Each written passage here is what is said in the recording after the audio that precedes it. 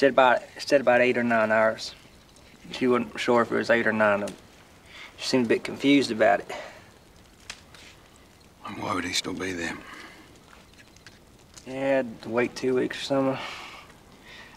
There's a man there he's got to meet. It's going to take 2 weeks. You know this, or this is what he told you? Your brother can't be trusted. Is this something that you know, or is this something that he told you? And both those things. You work in the mines? No. What'd you do then? I was a farmer, and now I'm here. That was a clip from The Rover, and I'm delighted to be joined by its stars Robert Pattinson and Guy Pearce. Guys, thanks very much for being with us today. No worries. Thanks for having us. The film is set 10 years after the collapse. That's one of the first things we see on screen, this title card. But it's never specified what the collapse is. Now, when you were making it, did you have a particular collapse in mind? Was it financial or political or moral? Well, David talked about a financial collapse primarily, I guess, and the way in which it filters out from there. Yeah, I mean, I remember questioning him a lot about the nature of that collapse. I mean, the kind of socioeconomic climate which we were supposed to be living in, and then I realised after we started shooting it was almost totally irrelevant, because, I mean, we're so on the fringes of society anyway, even whatever is left of the society, that it became... I don't know, maybe you had to do some more research on it, but... No, I left it alone as well, pretty early on. I was only reminded again when I saw the film and it said 10 years after the collapse. No, I was what's going, the collapse? That's right. I mean, it's not the only thing the film withholds either, though. There are a lot of details about your characters that are really just bled out very, very slowly over the course of the movie. Now, when you were shooting, did you have the full picture from David beforehand? Did he give you the script with all the notes and say, this is who you are, this is what you're all about? Or were you kind of drip feed the information the same way? Well, neither, really. I mean, we asked a lot of questions in the beginning, so, we just asked whatever we needed to know about character and history, really. And I particularly, because of where we find my character, he's obviously a very different person than he used to be. So it was important for me just to get a sense of who that guy was back 10, 20 years ago, just so I could understand that transformation. Yeah, no, I kind of liked it. I like the sparseness of it. I mean, you kind of have to figure out someone's character from their speech patterns and stuff. And also just from, there was one scene we have where it just suddenly has this very detailed exposition out of nowhere, and trying to, I love that in the script, trying to establish a character from one speech, basically, which is never explained to the audience either.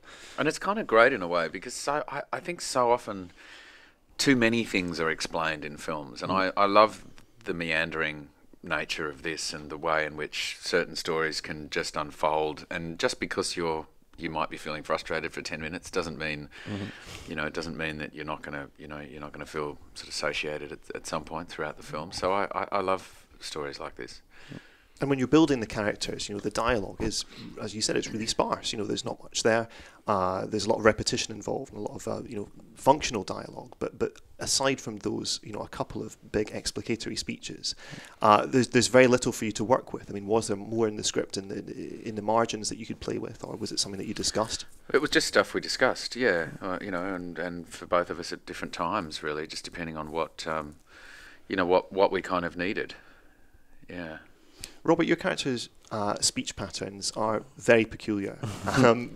What was the thinking behind that? He's from the deep south of America, but he speaks very not flowingly and liltingly like we're used to characters from that part of the world, but very haltingly. So what was the thinking behind that? I mean, when I first read the script, I just started reading it like that, and just how it read to me, and I just liked the way it sounded.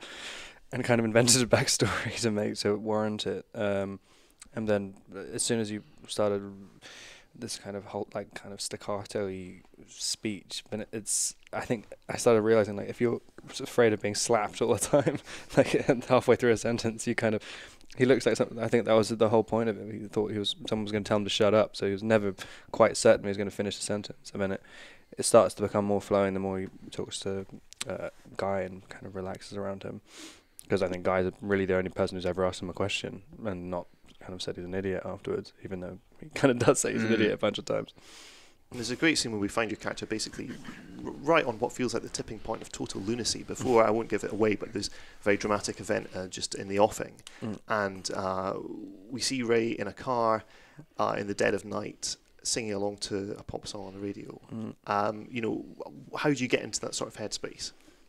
I mean, I just remember reading the script and just kind of liking the idea of it. Like, it's just someone who just never really thinks that deeply about things. And you know, for the moment in another movie where it would feel like this big, deep, contemplative scene, and it kind of seems like that. And really, there's nothing going on in his head at all. He's just listening to the radio. Like, I mean, there's something going on, but it's kind of... Well, and the thing that David talks about that scene was really, you know, in any other situation, you'd just be this young guy looking at yourself in the mirror, thinking about girls, singing along to pop music, you know. So a real reminder that really he's just a perfectly normal human being in this rather extraordinary sort of situation.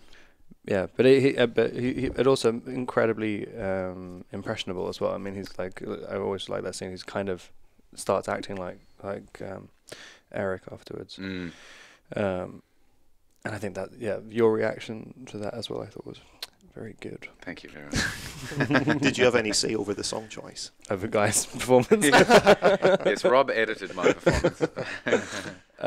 No, it was initially a different song. I think it was the Pussycat Dolls, first of all. But when the script, was it in the script as the Pussycat Dolls? I think when he first... I think it was in the script. And then when David played that one, I was like, that's perfect. I'd never heard that song before. I didn't realise it was a massive hit. I thought it was written for the movie. And, and now you've ruined it forever. Now, the Australian landscape obviously plays an enormous role in this film, and it's, you know, throughout film history it's been associated with apocalypse and exile and all sorts of bad things. Guy, when you were growing up there, did you kind of get that sense at all from the country, or was that something that you felt, you know, you discovered through cinema later? A little bit, but not just that. You know, I mean, I also sort of, we had a farm, so I grew up in the country as well, and so it really represented, you know, all sorts of wonderful kind of experiences as a kid. You know, we went in the desert as such, but we were sort of out in the country a few hours away. But it does seem, and I wasn't really aware of this. I mean, I suppose, you know, if I think about it, I am. But it does seem that Australia seems to have this history in filmmaking of offering up bleak, you know, kind of end of the road kind of stories, and I'd not really considered it so much anymore. I mean, I always think of America and all those kind of aliens are attacking New York kind of stories, and go, well, isn't America the land of the apocalypse? But it seems that Australia is. Maybe we just do it. Maybe it just seems more realistic in Australia or something. And you know, I'm not really sure. Well, I think talking of end of the road stories, one of the all-time great Australian landscape films for me is The Proposition, which you made a few years ago. Right?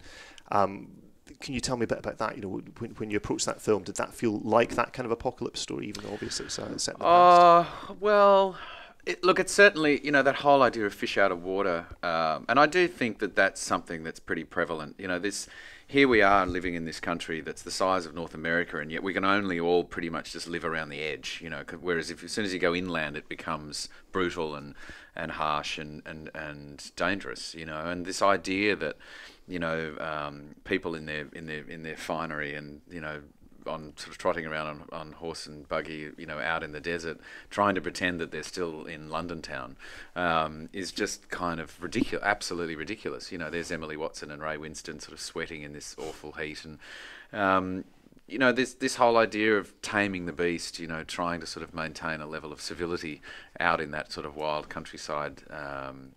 I just think it's a fascinating idea, and you know, so getting to do The Proposition was a great sort of exploration of that, I guess. And you know about this history, as you know about sort of white Australian history growing up in Australia, but when you're out there, like, I mean, Rob pointed out a couple of times in the Flinders Ranges, you'd see an old abandoned house from the 1800s, and Rob would be like, who seriously thought of building a house there is a good idea? Like, what were they thinking, you know, hundreds of miles from anywhere? And I kind of agree, you know, it just seems absolutely absurd. Also, the those houses as well. They smash the roofs down just in case squatters go in them, and it's like if a squatter is somehow living wandering around, and let them 10 hours into the wilderness. Yeah. Like, what damage are they going to do if there's a roof on there? It's graffiti. When you were making the film, did that remoteness, I mean, did it press on you at all when you were making it? You felt like you were really out in the middle of absolutely nowhere? Well, to a degree. I mean, the Flinders Ranges are a little bit of a tourist spot as well. It is very remote, and there are big sort of, hours of sort of distance between one town and the next. So, yes, you do experience the remoteness. But I was, then you'd come across a little gallery, like a little art gallery where they're selling Aboriginal paintings, and it's all kind of nice in there. And I think, okay, this is not so middle of nowhere. That was odd, but that was a very strange. In there was a Parachilla, gallery, yeah.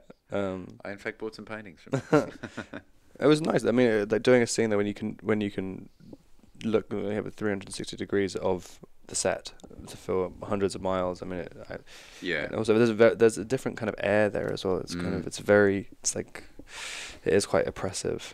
It makes you realise how sensitive you are, I think, being out there. I mean, it's hot, obviously. There are a lot of flies. That you can sort of hear your heartbeat because, there's no traffic for miles. So you are in a very different environment. There's no doubt about it.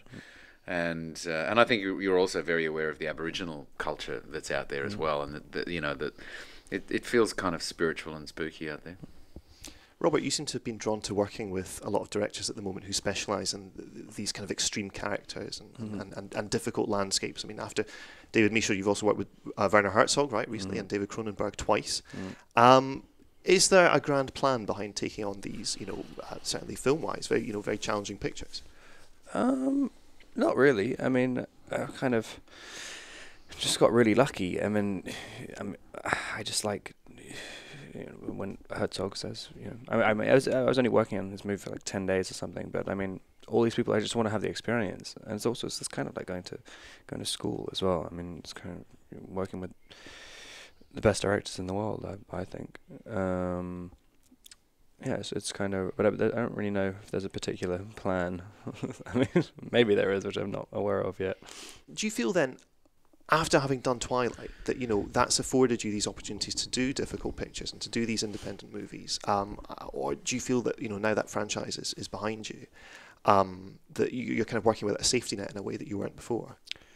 Yeah, I mean, I guess that was sort of a safety net, but in some ways, when you're doing a massive franchise, it overshadows any, do a little tiny movie in between, and it just gets overshadowed when the next Twilight would come out.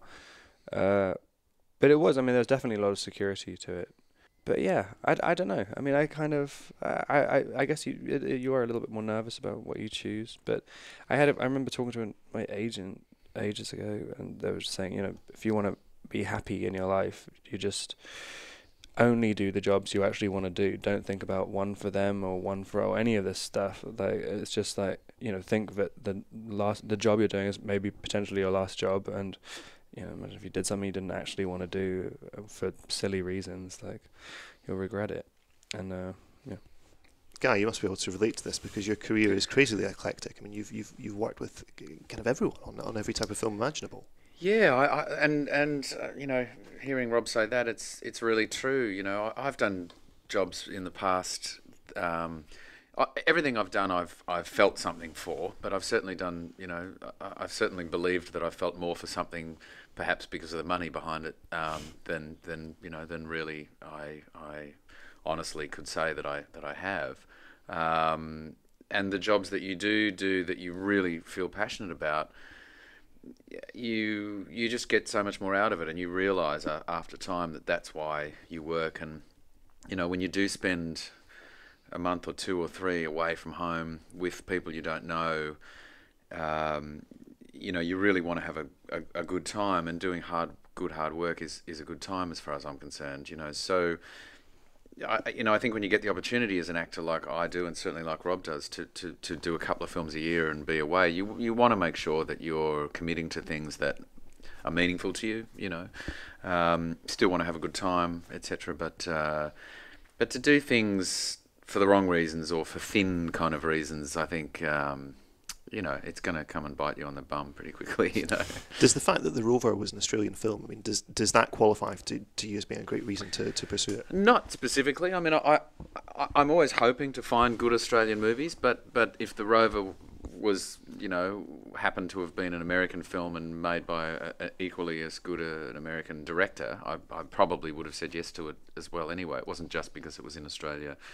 But there is something that I take more personally from doing Australian films, I think, obviously just because I grew up in that culture and so I understand it to a degree, you know, and it's kind of what I sort of want to express on some sort of level.